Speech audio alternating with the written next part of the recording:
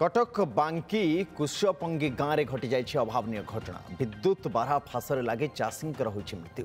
निज बिल को जवा बेले से विद्युत संस्पर्श आसी जाते फल घटनास्थल में ही मृत्यु होता। विद्युत संयोग करथिबा व्यक्ति को गिरफ दाबी में परिवार लोक मैंने रास्तारोक करते।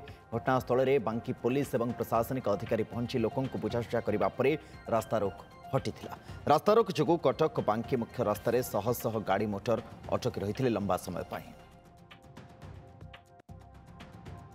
गाँव गोटे लोक इलेक्ट्रिक शॉक्रे डेथ करीगला बिल पाखे से तहसीलदार एवं इलेक्ट्रिक वाला प्रेजेंस दरकार करुले कंपनसेशन डिमांड करुले इलेक्ट्रिकल एसडीओ एवं जेई घटनास्थल आसी पहुँचले एवं तहसीलदार आसी पहुँचिक प्रतिश्रुति देवा फल से रास्ता को हटिले। निश्चित गिरफ करी एविडेंस आसे लोक विरुद्ध से एफआईआर तो एपर्तन देना एफआईआर आम मागिजु एफआईआर दिंतु आम एविडेंस आसिले आम एक्शन नबू और पोस्टमार्टम डेड बॉडी कर।